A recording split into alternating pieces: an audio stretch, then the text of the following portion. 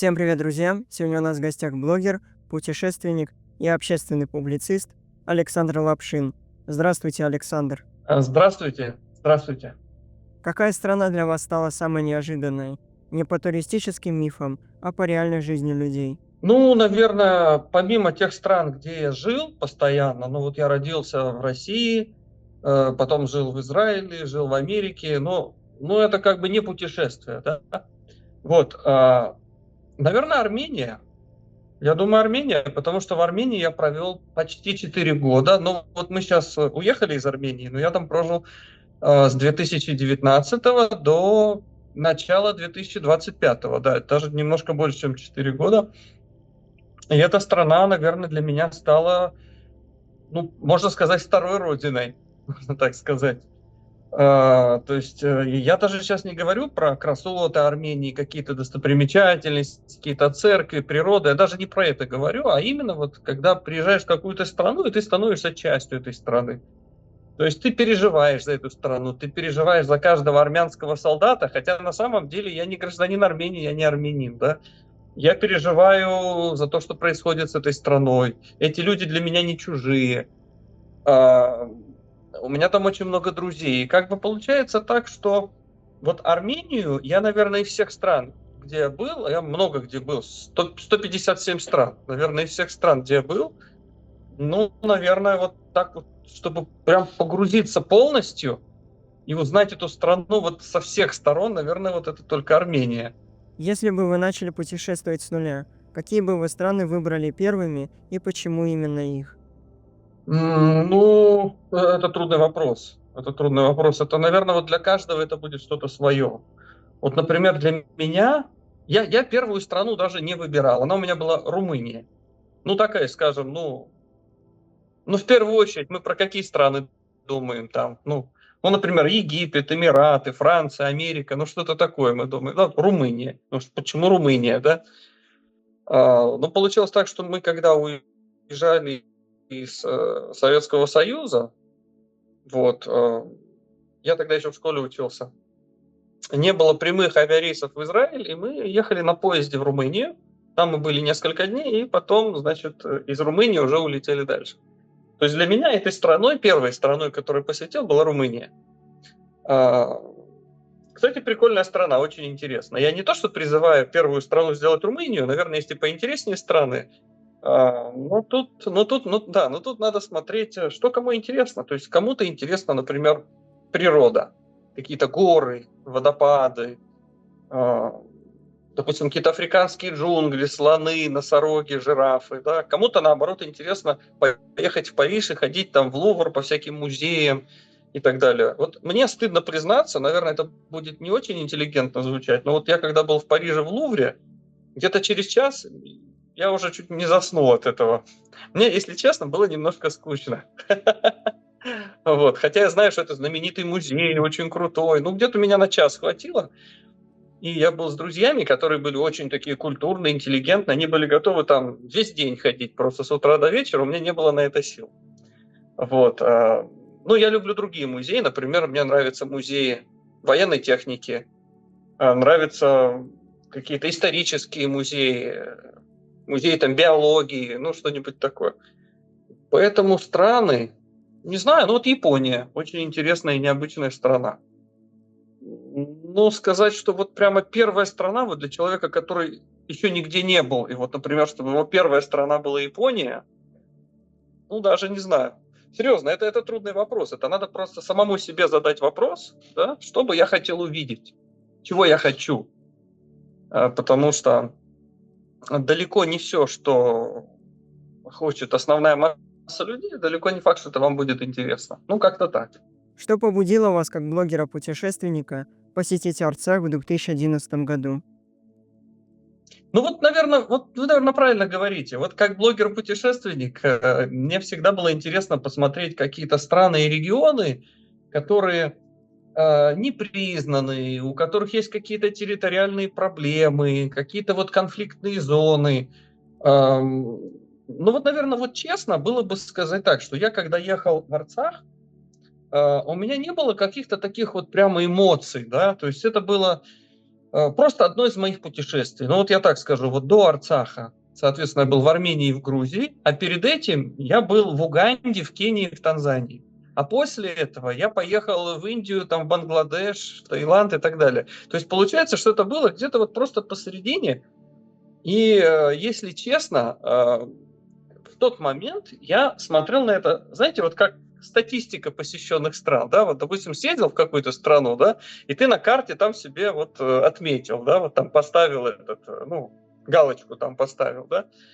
А, Что я знал про Армению, про Арцах? Ну, стандартные вещи, в принципе, я знал. То, что можно прочитать в Википедии, в путеводителе. Я, естественно, читал про Арцах, что это древняя армянская земля, где всегда жили армяне, но как бы формально это было частью советского Азербайджана, что была Первая Карабахская война. Я все это читал, конечно, все туристы все это читали, да. Но одно дело, когда ты это просто читаешь в книжке, или там в интернете, или в телефоне, а другое дело, когда ты лично туда приехал и все это увидел. То есть, когда я туда ехал, у меня не было каких-то особых эмоций. Я уже просто думал о том, что это будет моя страна номер 100. Вот. Как бы вот номер 100. А вот когда я туда приехал, я увидел этих людей, я увидел эти прекрасные церкви, я увидел эту природу. Я как-то понял, что это не просто еще одна страна. Ну, типа, вот сегодня я в Уганде, а завтра Бангладеш, да? То есть это не просто какая-то еще страна из длинного списка, а я понял, что это что-то особенное. И, к сожалению, очень мало дней там было. Я там был 2,5 дня. То есть я приехал через Горис на машине, которую я взял в прокат в Ереване, в аэропорту. Я доехал до Степанакерта. В Шуши я не попал, и мне запомнилось еще, 11-й год, давно было. Мне запомнился, был такой туман, и была дорога закрыта на Шуши, и, в общем, у меня не было времени, 2 часа в пробке стоял. И думаю, ладно, в следующий раз приеду в Шуши. Вот. Но следующего раза, к сожалению, уже не было. И поэтому я поехал в Степанакерт, из Степанакерта поехал в Агдам, вот этот разрушенный Агдам, который стоял, да. Оттуда поехал в Ганзасар, Мартакерт, посмотрел монастырь Дадиванг и вернулся назад в Армению. То есть вот такой вот был мой маршрут. То есть вроде бы, в принципе, там было очень мало дней, но мне запомнились такие вот вещи, которые, наверное, в других местах не встретишь. Ну, например, когда я был в Мартакерте, я проголодался, а городок маленький. Я не знаю, вы бывали в Мардакерте? Маленький городок. Нет, маленький городок, там ничего такого нет. Просто маленький городок, тихий такой, коровы на улицах там шли, паслись. Ну, такое маленькое место. И я что-то проголодался, и я решил где-то покушать. Но нигде не было ни кафе, ни ресторанов, ничего. И думаю, что же мне делать? Неужели теперь голодный буду до самого Еревана, там, 8 часов ехать? И как раз там были какие-то полицейские в машине. Я у них спросил, говорю, уважаемые полицейские, где тут можно пообедать? Что-то так проголодался, кушать хочу. И они меня отвели, говорят, тут есть женщина, которая очень вкусно готовит. То есть получается так, что там ни вывески нету, ничего. Но есть женщина, которая готовит. Ты можешь, просто все, кому, местные жители, они знают, да? Ну, турист, понятно, не знает. Ну и плюс там написано на армянском, а я же не могу прочитать на армянском. Вот. И не такая вывеска, как супермаркет, а что-то маленькое совсем, да. Я помню, я пришел, и мне накрыли стол, и там хозяева пришли, их дедушка там, и дети, и все там со мной, там и кто-то, и да-да-да-да. Для меня это было так необычно. Я, наверное, в первый раз в жизни с таким столкнулся. Помню монастырь Дадиванг, который сейчас потеряли, к сожалению. Вот в 2011 году его только-только начали реставрировать, потому что он вот со времен Первой Карабахской войны был такой наполовину разрушенный, такой какой-то заброшенный. То есть азербайджанцы вандализировали его еще в Первую Карабахскую войну.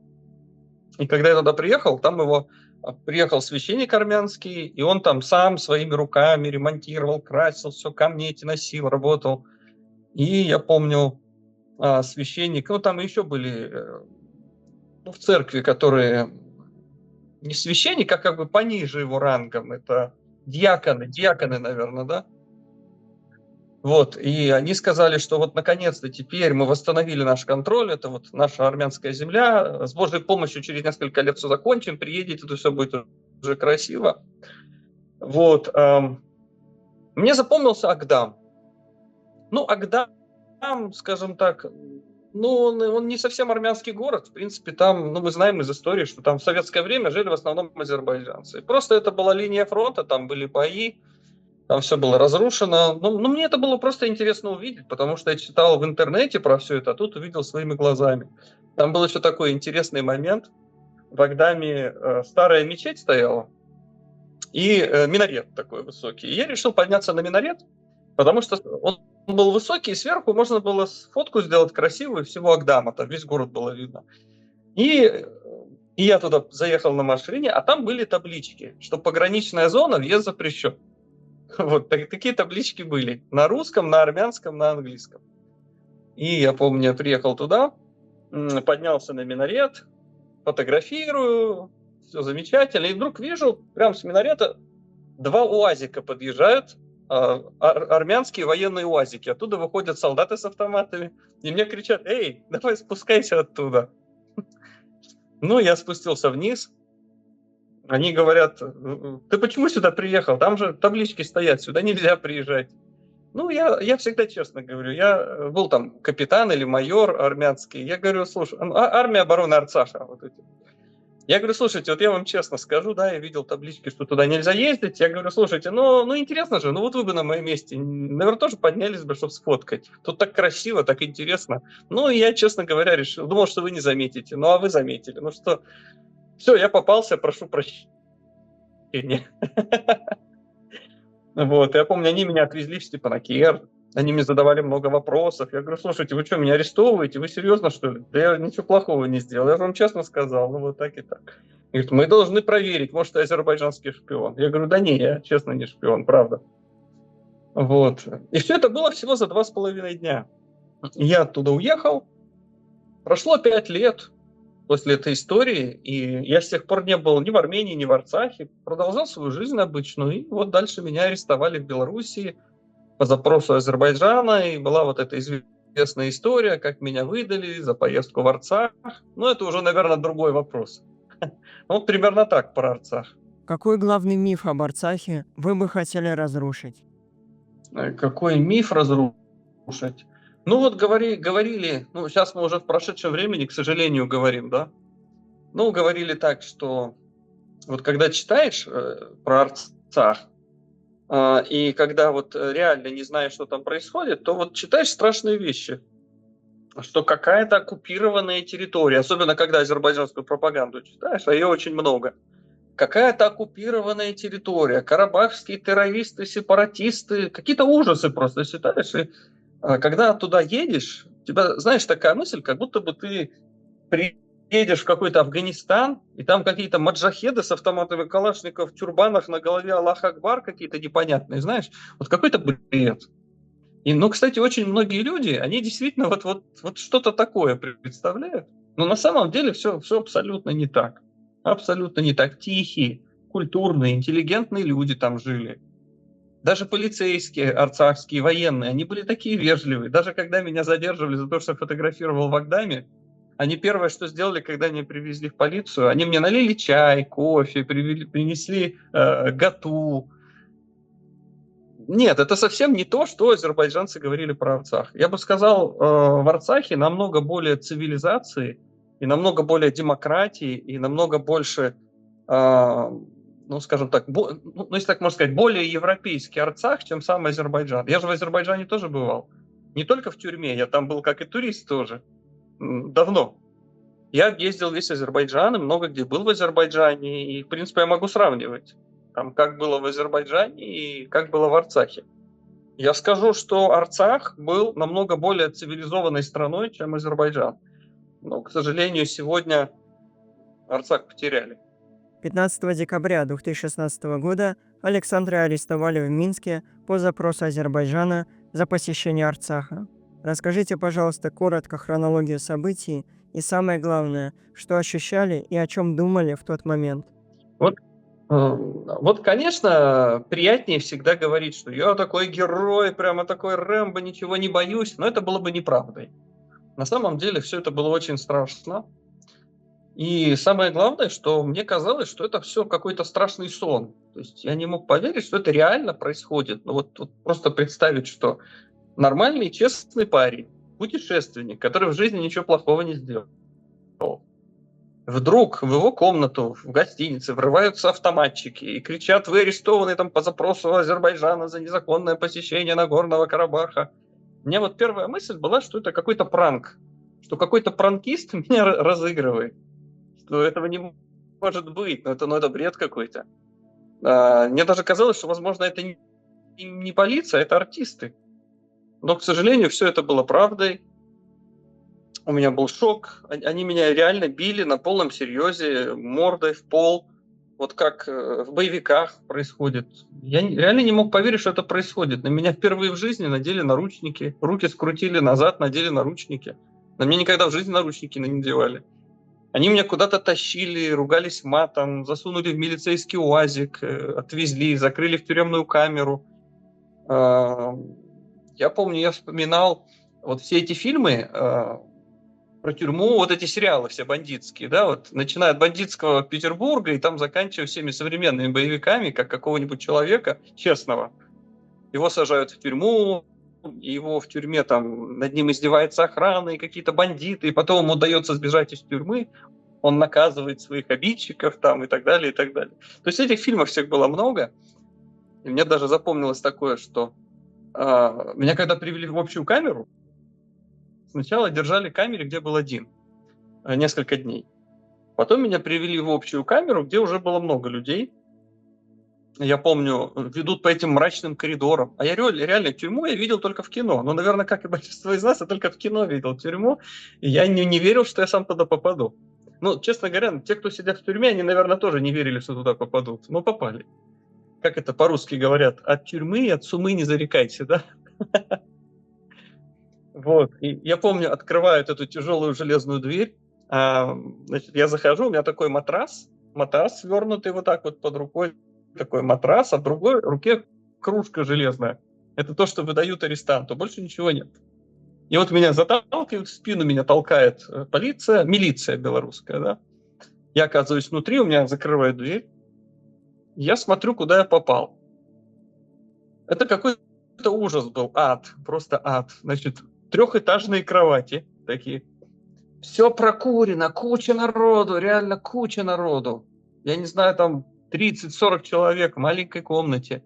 Дышать нечем, какой-то смесь, запах пота, туалета, сигарет каких-то дешевых, какой-то просто кошмар. И вот я туда захожу и вспоминаю вот эти все боевики, все эти милицейские, полицейские сериалы, что когда заходишь в камеру, значит, что надо найти там смотрящего, что-то какая-то вот эта вот ерунда у меня в голове крутится, я же не знаю, что делать.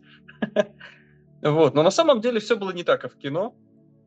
Можно сказать, было лучше, чем в кино. Я помню, я захожу, там, значит, подходит ко мне какой-то мужик, а я-то думал, они все бандиты страшные. Ну, в тюрьме хорошие люди не сидят, там же должны, по идее, бандиты сидеть. Подходит какой-то мужик ко мне.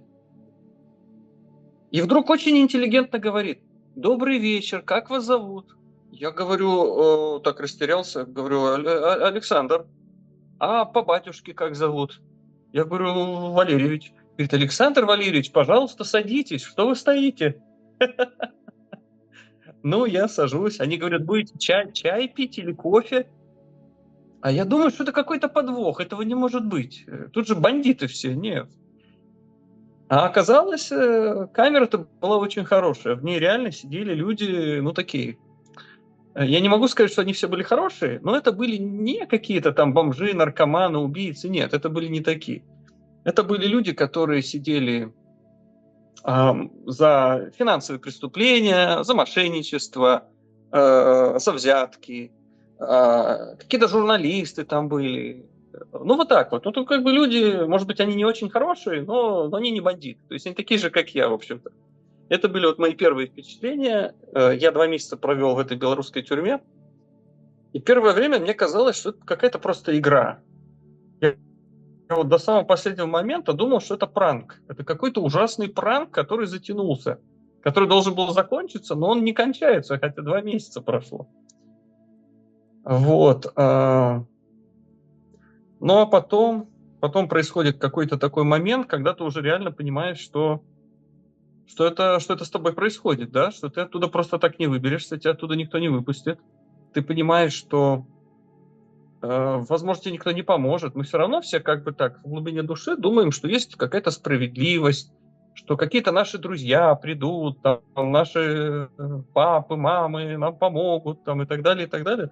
А тут ты понимаешь, что тебе никто не поможет. Вот реально, ты один, и у тебя даже нет связи с внешним миром, тебе не дают никуда звонить. Вот даже такая мелочь, как вот мы все привыкли пользоваться интернетом, да, вот мы все там с этим, с телефоном, с планшетом, с ноутбуком, да. А вдруг ты понимаешь, что ты месяц без телефона, без интернета, ты месяц не общаешься с друзьями, у тебя вообще нет контактов, ты там сидишь, как, знаешь, как в какой-то коробке, изолированной от мира. Ты вообще не понимаешь, что происходит. А я там встречал людей, которые, например, 3 года там сидели, и вот за 3 года они ни разу не встречались ни с кем из родственников, ни разу никуда не звонили, ни разу не смотрели телевизор. И мне прям было страшно смотреть на этих людей. И просто, например, там был один дяденька, который там был лет, наверное, 8. И он у меня спросил, говорит: слушай, какие новости на свободе, расскажи. 3-й iPhone уже вышел? Я говорю: слушайте, 3-й-то давно уже вышел, сейчас уже там какой-то 8-й или 10-й уже выходит. И в этот момент мне стало страшно. Что, серьезно, 10-й iPhone? Или там 8-й, я уже не помню. Я говорю: ну да. Я думаю, господи, так получается лет через 10, нет, я надеялся, что меня сюда вытянут, но лет через 10 тоже кто-то зайдет в камеру. Я ему задам какой-нибудь дурацкий вопрос. Типа того, что а искусственный интеллект уже заработал? Он скажет: да блин, уже там 10-я версия работает. Я думаю, нет, ну не дай бог до такого дожить. Ну вот как-то да, вот такие впечатления были.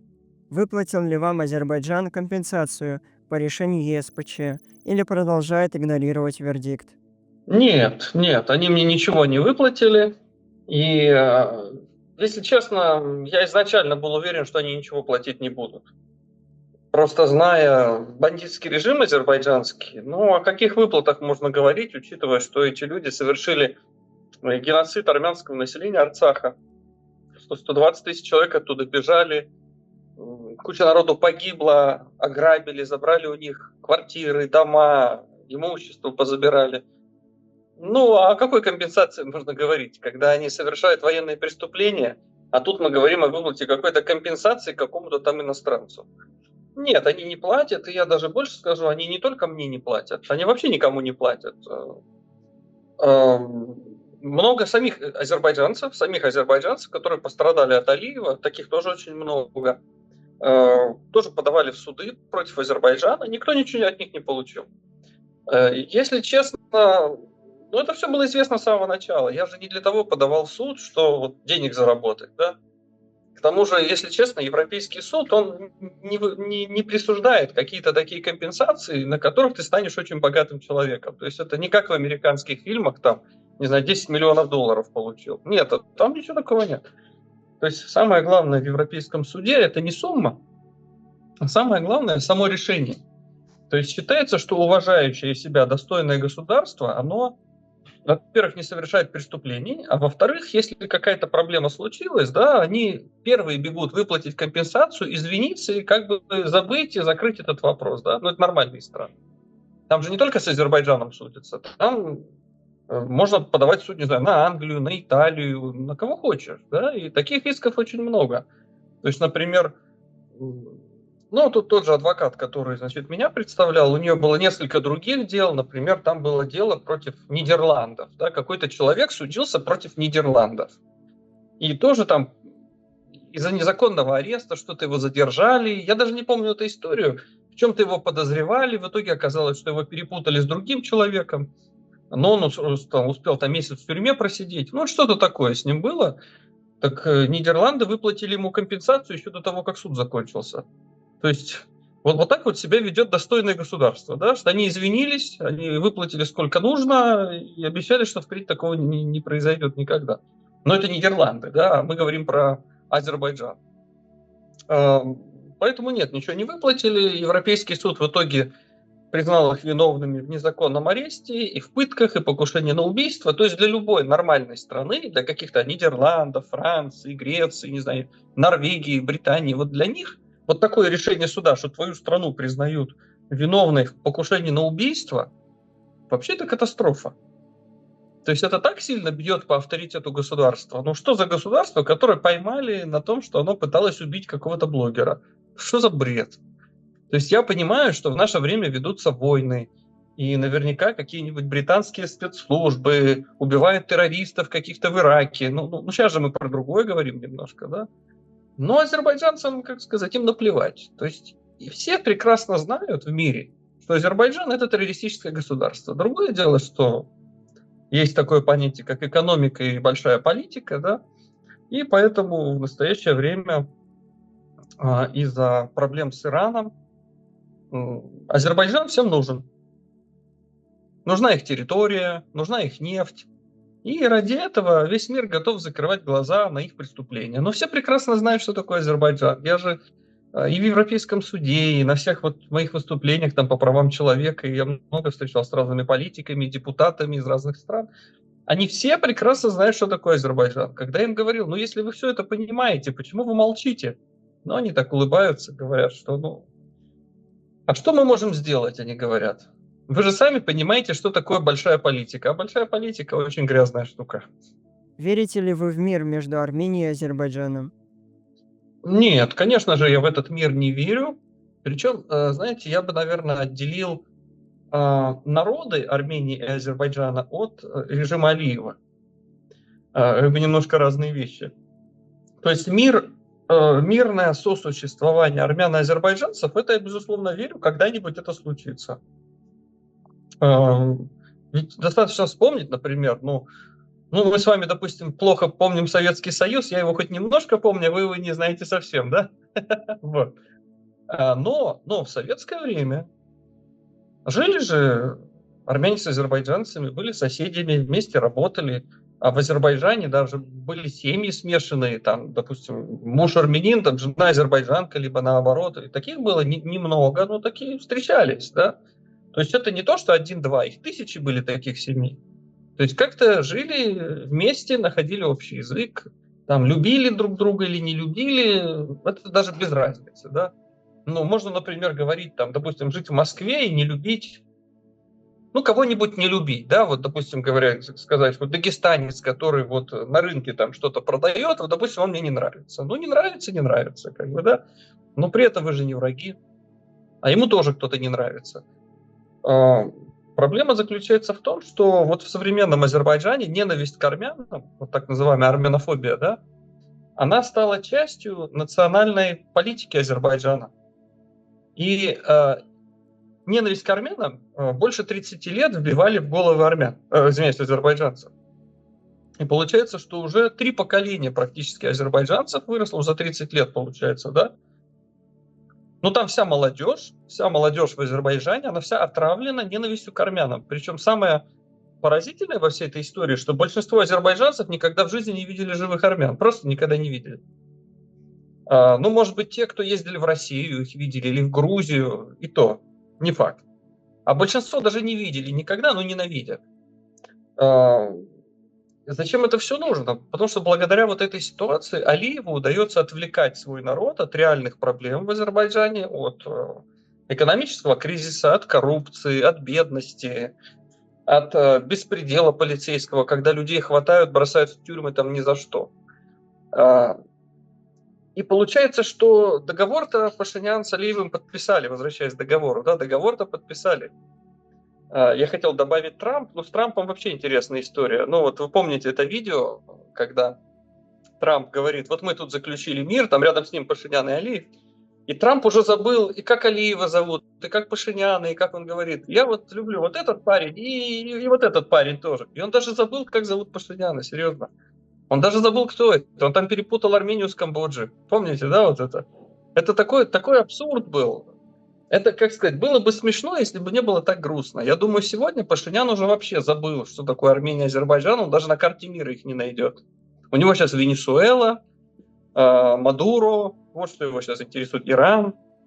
А что касается Пашиняна и Алиева, да здесь все очень печально. А, Я вот не лезу в армянскую политику, и даже и не должен в нее лезть. Все-таки я не армянин, не гражданин Армении, но я понимаю, чем руководствуется, например, правительство Никола Пашиняна. Я понимаю, что они надеются, что, пойдя на все уступки Азербайджану, все, что требует Алиев, значит, Алиев успокоится и будет мир, как говорят, мир и жвачка. Но, к сожалению, так оно не работает. То есть азербайджанский режим, который 30 лет строился на ненависти к армянам, он не может раз и вот так вот перевернуться и стать другим. Потому что если не будет, так сказать, армянской темы, то азербайджанский народ повернется против самого Алиева. Тогда они снова вспомнят, что, так позвольте, значит, если армяне теперь хорошие, а мы продолжаем жить бедно, и вы продолжаете нас убивать, так получается, Алиев плохой парень, а не армяне. И поэтому Алиев будет делать все, чтобы этот конфликт тянулся бесконечно. Он будет искать любые причины, даже самые маленькие, чтобы Армению в чем-то обвинять. И мы прекрасно видим сегодня, что Азербайджан оккупировал достаточно много армянских территорий в Сюнике и возле озера Сиван. Вот, и они строят там мощные бетонные укрепления.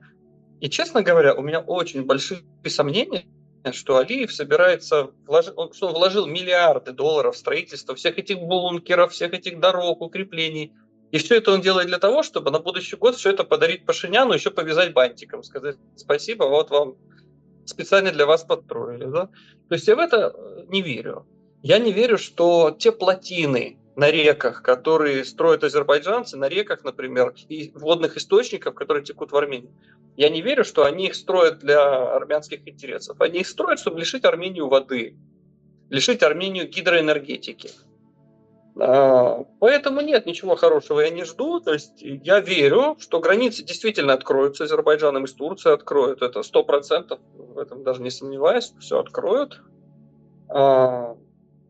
После этого, к сожалению, погибнет армянское сельское хозяйство, потому что в Армению повезут более дешевую турецкую азербайджанскую продукцию, потому что в этих странах сельское хозяйство, например, субсидируется государством, например, в Турции.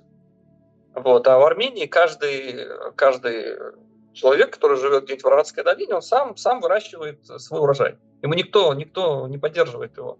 Он сам подключает воду, он сам поливает, он сам продает. А там это поддерживается государством. Получается, что если в Армении персики стоят, например, не знаю, там 500 драм за килограмм, то они будут привозить персики по 200 драм за килограмм. То есть они убьют армянское сельское хозяйство, они начнут скупать недвижимость в Армении, они будут открывать и выкупать свои гостиницы, свои рестораны. Плюс в Турции запрещено казино. А турки очень азартные. Они будут ездить в Армению, потому что в Армении казино разрешено. Там, где имеем казино всегда будут наркотики, проститутки, вот это вот все. Поэтому не знаю. Если честно, я ничего хорошего от этого мирного договора не жду. Считаете ли вы, что вас пытали в бакинской тюрьме как проявление антисемитизма в Азербайджане? Вы знаете, такой сложный вопрос. Я думаю, это не столько антисемитизм, потому что они же не только надо мной издеваются, они издеваются над пленными армянами, они издеваются над собственными азербайджанцами, которые там находятся. Это просто бандитский режим, он просто человеконенавистнический, то есть они ненавидят всех. Особенно они ненавидят тех, кто не является мусульманином. То есть если ты еще и не мусульманин, то тебя ненавидят вдвойне. Но я скажу, что в Европе я встречался с азербайджанцами, которые против Алиева, оппозиция, да, которые тоже сидели в тюрьмах. Я скажу, с ними делали страшные вещи. Их, например, в голом виде подвешивали вниз головой на цепи, избивали их так, что у них изо рта кровь лилась. С ними страшные вещи делали. И со мной такого, слава богу, не делали. То есть над ними издевались даже больше, при том, что они собственные азербайджанские граждане. Я бы сказал, этот режим ненавидит всех. А что касается антисемитизма, у них интересная ситуация. Они, с одной стороны, не любят евреев, как они не любят и армян, они не любят всех. Они только самих себя любят. А с другой стороны, им нужна поддержка Израиля в международной политике. Им нужно израильское оружие. И получается вот такой парадокс, что с одной стороны, даже вот если почитать комментарии азербайджанцев, вот буквально перед нашим с вами сейчас интервью, я заглянул в Facebook и свежую там партию комментариев от азербайджанцев. Ну, помимо всяких гадостей, всяких оскорблений, что они обычно пишут, они пишут такое: грязные евреи, жалко, что Гитлер там не закончил свое дело. Ну, то есть вот такие вот они. Вот такие. Э, И, честно говоря, вот здесь, мне кажется, Израиль совершает большую ошибку. Я понимаю, у Израиля свой интерес в сотрудничестве с Азербайджаном. Во-первых, это большие деньги от торговли оружием. А во-вторых, это Иран. Через территорию Азербайджана Израиль действует против Ирана. Но с другой стороны, тоже надо понимать, что Азербайджан это не друг Израиля. Это просто страна, у которой вот сейчас прямо есть какой-то интерес. А завтра ситуация поменяется, они станут Израилю врагами. Например, Иран до исламской революции, он был близким союзником Израиля. После того, как пришел Аятолла Хамини, все поменялось за один день. Вот то же самое случится и в Азербайджане. И все эти разговоры про азербайджанскую толерантность, про любовь к евреям, это все за один день закончится. И это просто на себя почувствовал, как они реально относятся к евреям. Что говорят в Израиле про конфликт между Арменией и Азербайджаном? Честно говоря, очень мало говорили. Очень-очень мало говорили, потому что в Израиле свои конфликты. Тут и Хамас в Газе, и Хизболла, и Иран. Очень-очень мало. Я бы даже сказал, что большинство израильтян вообще ничего не знают ни про Арцах, ни про войну в Арцахе, просто ничего не знают. Не то, что они за или против армян, они даже не знают, где находится Арцах на карте мира, большинство израильтян, к сожалению. К сожалению, эта тема очень мало освещалась. Было, наверное, за все 44 дня войны в Арцахе, может быть, было несколько публикаций в центральных израильских газетах. Причем эти публикации были такие какие-то очень, я бы сказал, очень формальные. То есть там не описывалось, что вот азербайджанцы напали, а там говорилось, что Карабах это вот территория Азербайджана, на которой действуют какие-то партизаны. То есть получается вот с точки зрения как бы вот формальной вот политики, да, получается это же весь мир считал Карабах Азербайджаном, правильно? Вот, и получается так, что здесь израильтяне даже не поняли. То есть где-то в Азербайджане какие-то партизаны, против которых проводится военная операция. То есть это выглядело вот так. Но с другой стороны, было несколько публикаций таких достаточно проармянских, где рассказывалось, что гибнут мирные люди, что Азербайджан обстреливает Степанакерт, что ракеты попадали и в церковь в Шуши, и в школы попадали, и люди гибли. И призывали, например, Израиль прекратить продажу оружия Азербайджану. Но я повторюсь, что вообще вся эта война настолько здесь была неинтересна. Я помню, посреди этой войны был какой-то очередной опять вот конфликт с Хамасом в Газе, и все внимание просто на это отвлеклось. И для израильтян что конфликт в Арцахе, что конфликт в Бразилии или там где-нибудь в Уругвае, в общем, разницы нет. Считаете ли вы, что у армянской диаспоры получится получить такое же влияние, как у еврейской? Я думаю, есть одна большая проблема. Вот Израиль и еврейские диаспоры, они едины. То есть, да, между ними есть какие-то непонимания, разногласия, но в целом они едины. То есть диаспора не действует против Израиля, а Израиль не действует против диаспоры. Вот у армян все наоборот.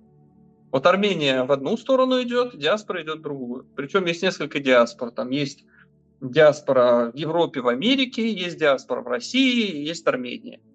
И все вот эти вот диаспоры, у них у всех свое понимание, как нужно действовать. Да? Например, сегодня, когда вот правительство Армении пытается заключить мирный договор с Азербайджаном и установить там какие-то добрососедские отношения, я повторю, что я в это не верю, что это получится. По крайней мере, не пытаются это сделать, да. В то же самое время, вот самая крупная, самая богатая армянская диаспора мира, то есть в Америке, они выступают против этого. То есть получается конфликт интересов. То есть диаспора в Европе и в Америке находится в конфликте с правительством Армении. То есть, на мой взгляд, это абсолютно невозможная ситуация. А армянская диаспора в России, которая после Америки вторая по величине, да, но что-то в районе миллиона, 1,5 миллиона армян где-то в России, достаточно много, может даже больше. А армяне России вообще оказались в совершенно абсурдном положении, потому что Пашинян сегодня ведет, такую неоднозначную политику против России. И получается, что армяне, которые находятся в России, они стали заложниками этой ситуации. Они, с одной стороны, вроде они и за Армению, а с другой стороны, они живут в России, они не могут выступать против России. И получается, абсолютно безумная ситуация. И в итоге, если евреи, диаспора и Израиль все вместе, то армяне и диаспора, так сказать, армяне Армении и армяне диаспоры, это абсолютно разное. Но и это делает Армению слабее. То есть вместо того, чтобы объединить усилия, вместо этого каждый тянет в свою сторону. Какие камни преткновения есть для того, чтобы армяне и евреи сдружились? Опять же, я бы тут отделил евреев и армян просто как два народа. Между евреями и армянами никогда не было проблем, и сейчас нету проблем.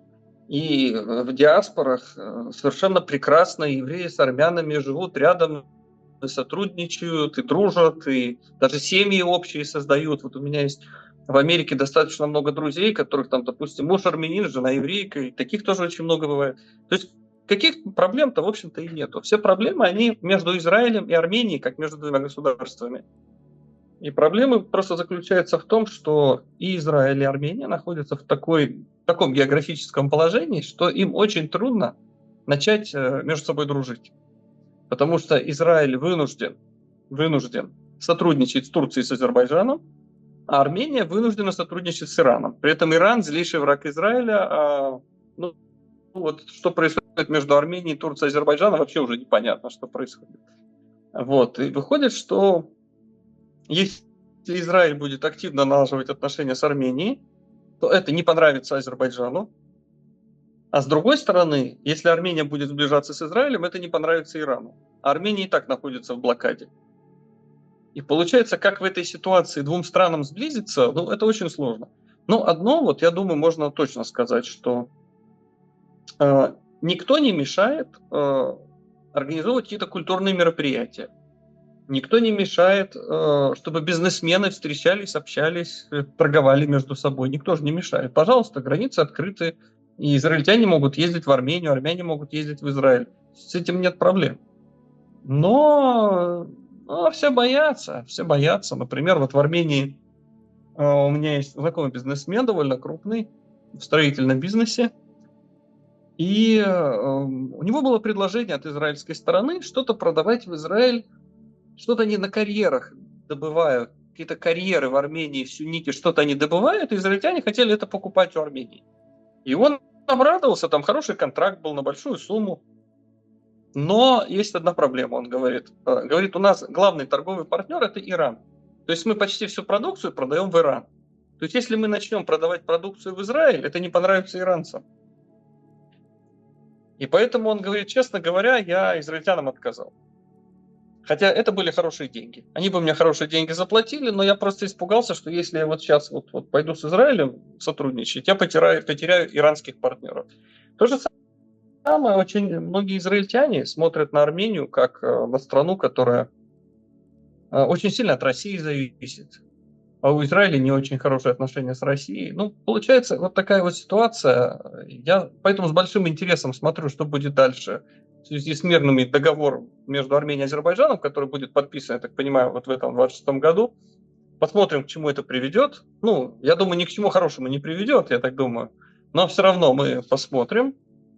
И я все-таки надеюсь, что все-таки отношения Израиля с Арменией улучшатся, потому что в долгосрочной перспективе все-таки Израиль и Армения это естественные союзники в этом регионе. Это две маленькие страны, окруженные врагами, которые вынуждены как-то выкручиваться, как-то выживать.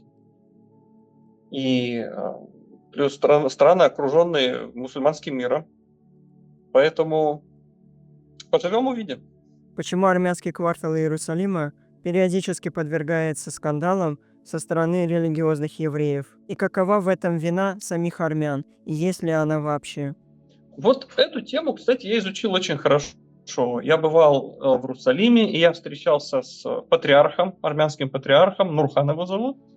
И знаю очень много армянских священников в Иерусалиме. И вот эту всю историю я изучил вот просто в деталях. Я скажу так, в этой истории виноваты все, и евреи, и армяне. Причем в равной степени. И те виноваты, и эти виноваты. История была такая. Ну, во-первых, еще скажем так, что в Армении, как и в Израиле, кстати, очень сильно раздувают вот эту вот историю. Например, в Армении я постоянно слышу: евреи нападают на армянские церкви, евреи убивают армян. Какая-то чушь просто. Ну, вот реально чушь. Во-первых, никаких армян там не убивали, слава богу. Никакие церкви никто не разгромил. А реально, я сейчас расскажу, что там реально происходило. Я там своими был и своими глазами все это видел. И там причем не один раз было, много раз был. И последний раз был там 2 недели назад. А ситуация там такая. Причем ее мне рассказали сами же армяне. И сам же патриарх Нурхан, можно сказать. Значит, Иерусалим, старый город, он поделен на 4 квартала. Это еврейский квартал, мусульманский квартал, христианский квартал и отдельно армянский. Вот можно сказать, почему армянский не часть христианского. Армяне же тоже христиане. Ну, так исторически получилось, у армян своя часть. При этом вот они примерно поделены поровну. Ну, плюс-минус, территория у них плюс-минус одинаковая. Но в армянском квартале живет где-то человек 300 всего. А территория у них большая, у армян. А теперь представим, в мусульманской части, которая по территории немножко больше, чем армянский квартал, живет 25 тысяч человек. То есть тут 300, а там 25 тысяч. В еврейском квартале живет 1005, и в христианском тоже 1005. То есть армянский квартал, он имеет большую территорию, но там почти никто не живет, там очень мало людей. Плюс армянский квартал, он, ну, скажем так, у армян просто нету финансовых ресурсов. Вот весь квартал поддерживать в порядке. Да? То есть есть армянские филантропы, финансисты, которые жертвуют на это деньги. Но в принципе Армения маленькая страна, и у нее как бы и нет ресурсов, и, возможно, властям Армении не очень интересно поддерживать армянский квартал в Иерусалиме. Получается, иерусалимские армяне вынуждены выживать вот своими силами. Искать спонсоров, сами решать какие-то вопросы. Но их очень мало. Их реально очень мало. И я бы сказал, у армян там проблемы со всеми. И с мусульманами, и с греками, и с евреями. А проблема заключается в том, что все хотят оттяпать чужую территорию и забрать ее себе. И получается так, что, значит, конкретно касаемо армянского квартала, значит, там была парковка, просто автомобильная парковка. А в старом городе Иерусалима вообще земля безумно дорогая. Ну, там просто сумасшедших денег это все стоит. И когда армянский квартал полупустой, там парковка, значит, армяне эту парковку решили дать в аренду мэрии Иерусалима. Чтобы просто, значит, мэрия Иерусалима им платила деньги, на эти деньги будет содержаться армянский квартал. Подписали договор, это было давно, где-то 25 лет назад, это было очень давно. Но там произошла такая интересная вещь. Значит, была коррупционная схема, и вот эту вот парковку почему-то мэрия Иерусалима арендовала у армян за очень маленькие деньги. Я сейчас не помню сумму, но какая-то сумма примерно в 5 раз меньше, чем реальная. Какая-то совсем маленькая сумма. То есть армяне могли на этом зарабатывать миллионы, а на самом деле получали намного меньше. Зато очень хорошо обогатились некоторые священники армянского квартала, и деньги поделились с израильскими чиновниками. То есть это была чисто коррупционная схема. Это, ну, как я сказал, произошло примерно 25 лет назад. То есть вот эта парковка действовала в армянском квартале. Через какое-то время появился бизнесмен из Австралии. Но на самом деле он бывший израильтянин с двойным гражданством, который в Израиле сидел в тюрьме за мошенничество. И это все знали. То есть это криминальный авторитет. И этот криминальный авторитет заключил договор с патриархатом о том, что на территории вот этой парковки построят гостиницу. Но тут можно задать два вопроса. Почему подписывают договор и отдают церковные земли бандиту? Вот такой вопрос можно задать, да? И этот вопрос, собственно, я задавал армянским священникам. А как такое вообще возможно? Ну вот если я зашел в интернет, написал имя этого человека, первое, что вылезает, как он вышел из тюрьмы. Вот, причем сидел за мошенничество. Вот задается вопрос, вот как с таким человеком можно заключать сделки и отдавать ему церковную землю в священном Иерусалиме? Как такое вообще возможно? Но армяне признают, что да, там была какая-то коррупционная схема. Но коррупция на этом не закончилась. Эту сделку утвердили в, как это называется, в Палате недвижимости Иерусалимской. Хотя договор был оформлен с нарушениями. Но Палата недвижимости почему-то его утвердила и поставила свою печать, что якобы все нормально. И они тоже были в этой схеме коррупционной. И в этот момент, когда уже сделка была заключена, в этот момент простые армяне, жители Иерусалима, вдруг поняли, что их же просто обманули. И они вышли на улицу Иерусалима митинговать и требовать: отменяйте эту сделку, это вообще что происходит? С каким-то бандитом заключили сделку. Кто это, что это же наша армянская земля. После этого, значит, тот человек, который от имени армянского патриархата заключил сделку, какая же у него была должность? То ли он был секретарь патриарха, то ли он был главный бухгалтер, какая-то должность у него была, он от имени патриарха подписал этот договор. Он сбежал из города, и есть даже кадры в Ютубе, можно увидеть, как он просто сбегает оттуда. И дальше он куда-то эмигрировал, то ли во Францию, то ли в Канаду, то есть он просто сбежал с деньгами. Ну и то, что мы сегодня имеем, договор заключен, простые армяне Иерусалима не согласны, они митингуют, они на месте парковки посыпали такую большую кучу камней, на кучу камней поставили флаги Армении, Арцаха, поставили там диваны, стулья, и они там просто живут, они оттуда не уходят. Я пришел туда. Там есть человек, армянин, которого зовут Педрос. Он с такой большой бородой, его можно найти в интернете. Он, наверное, один из самых таких главных протестующих против вот этого беспредела в армянском квартале. И он там дежурит возле этих флагов. И по иронии судьбы, этот самый Педрос, он митинговал в мою защиту, когда я был в азербайджанской тюрьме. Он ездил в Тель-Авив, в посольство Белоруссии, и там митинговал, требовал мне свободу. А сейчас было интересно встретить его в Иерусалиме, где он митингует, говорит, свободу армянскому кварталу. Интересный очень человек. Ну, он из западных армян, он не ереванский, он из западных армян. Вот. Тоже он мне много чего рассказал. Он тоже, кстати, считает, что обе стороны виноваты, и обвинять тут только одних евреев, это, ну как минимум, глупо. Говорит, мы сами армяне тут дел понаделали, нам должно быть стыдно. Вот. Но, говорит, в любом случае, кто бы не был виноват, это наша земля.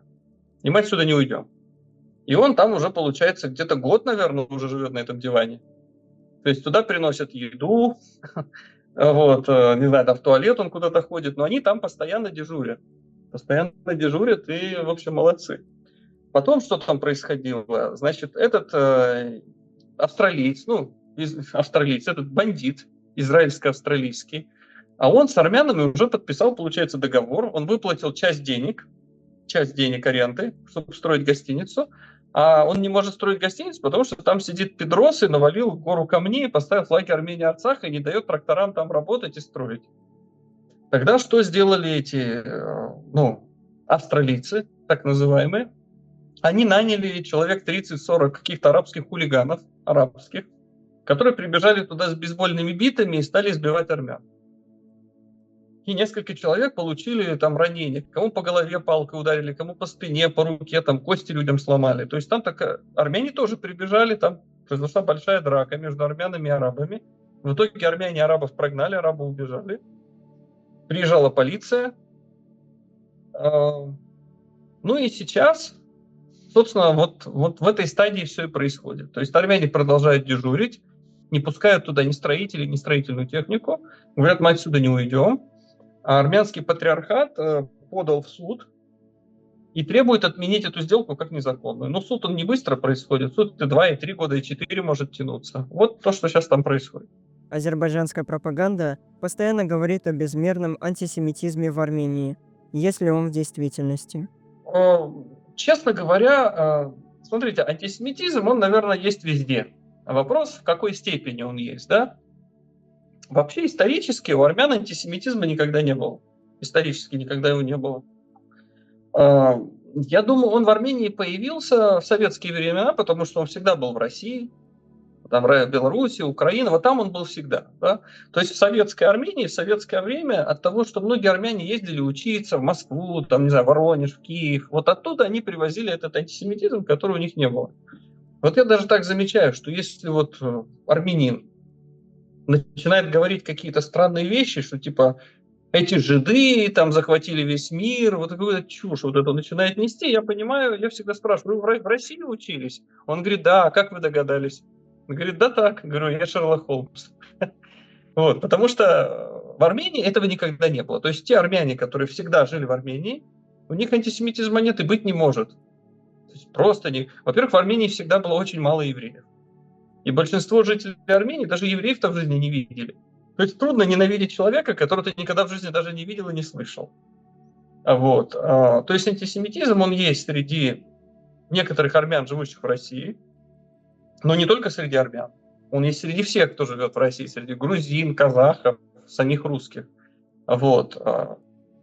В Армении, ну как сказать, я бы сказал, в Армении не столько антисемитизм, сколько просто обида по отношению к Израилю, потому что Израиль поддерживает Азербайджан и продает Азербайджану оружие. То есть вот это вот есть, да, что вроде как армяне говорят, ну как же так? Ведь мы же всегда с уважением относились к евреям. У нас никогда не было проблем с евреями. Почему вы вот так вот плохо к нам относитесь? Почему? Что мы вам сделали плохого? И, к сожалению, объяснять людям, что просто политика грязная штука и на оружие миллиарды зарабатывают. Ну а кому от этого легче? Если человек говорит, ну я понимаю, что вы миллиарды зарабатываете, но там погиб мой сын. Что мне до ваших миллиардов, да? То есть это все очень грустно, и я в Армении тоже часто слышу вот эти вот, ну как бы, вот эту печаль, что вот, ну почему? Почему вроде два мудрых древних народа, почему мы вот так вот друг к другу плохо относимся? Ну, к сожалению, это большая политика. Относительно недавно Нетаньяху сказал, что он сам лично признает геноцид армян и считает его преступлением. You know, the Holocaust has been recognized by 193 different countries, right? Everybody around the world. And in some countries, if you denied, you could do jail time. Many countries, you can do jail time a year, 5 years. But for anybody that doesn't recognize Armenian Assyrian genocide, if there's any country that I would have expected to be on the list that recognized the Armenian and the Assyrian and the Greek genocide, it would be Israel. Why haven't you yet recognized the Armenian, Assyrian, and the Greek genocide that the Turkish did to that community? In fact, I think we have, because I think the Knesset passed a resolution to that effect. I don't know if it's come from you, though. I don't know if it's come from the Prime Minister of Israel. Yeah, I just did. Okay. Here you go. All right. Well, thank you for doing that. Thank you for doing that. I appreciate you. That's important to me. And I'm sure a lot of Armenians, Assyrians, and Greeks around the world appreciate you saying that. Однако почему сам Израиль не признал геноцид армян на государственном уровне? Ну, я бы сказал так, геноцид армян, его изучают в израильских школах. Вот я же сам заканчивал израильскую школу, мы изучали, то есть это не то, что отдельный предмет геноцид армян, но мы когда изучали, например, историю 20 века, распад Оттоманской империи, то есть это все изучали, и я помню, мы изучали геноцид армян, геноцид греков, езидов, ассирийцев в Оттоманской империи. Мы все это изучали, про 1,5 миллиона армян я прекрасно знал из израильской школы, это никто не отрицает. И я даже больше скажу, что в мире не так много государств, в которых реально изучают геноцид армян. В Израиле его изучают. Проблема в том, что... То есть Нетаньяху, он не соврал, он честно сказал, что я признаю геноцид армян. Я думаю, он не соврал. Он честно сказал от всей души, да, он признает. Но, как и 99% израильтян признают. Но проблема в том, что признать это на официальном уровне, это значит порвать отношения с Азербайджаном. И теперь задается вопрос, что Израиль, допустим, официально признает геноцид армян. Это приведет к резкому ухудшению отношений с Азербайджаном, к потере кучи миллиардных контрактов, к потере, израильские спецслужбы, Моссад действует с территории Азербайджана против Ирана. Это все закончится. И все из-за чего? Из-за того, что просто признали геноцид армян. То есть я понимаю, что тут есть моральный фактор, да, что тут жизнь 1,5 миллиона армян как бы из этого не торгуется, как бы это не вопрос миллиарда или 2 миллиарда долларов, да. Но мы опять же вернемся к тому, что на нашем, на человеческом уровне мы друг друга понимаем. Но когда мы говорим о большой политике, там мораль не работает, там никакой морали нет. Они мыслят совсем иначе. Они мыслят так, что мы потеряем несколько миллиардов долларов на оружейных контрактах, мы потеряем дружбу с Алиевым, а взамен получим какую-то бумажку с благодарностью от армян. Вот оно в большой политике, оно выглядит вот так. Но единственное, что я могу сказать, что ни один Израиль ведь не признал геноцид армян. Геноцид армян признали, насколько я знаю, около 40 стран всего.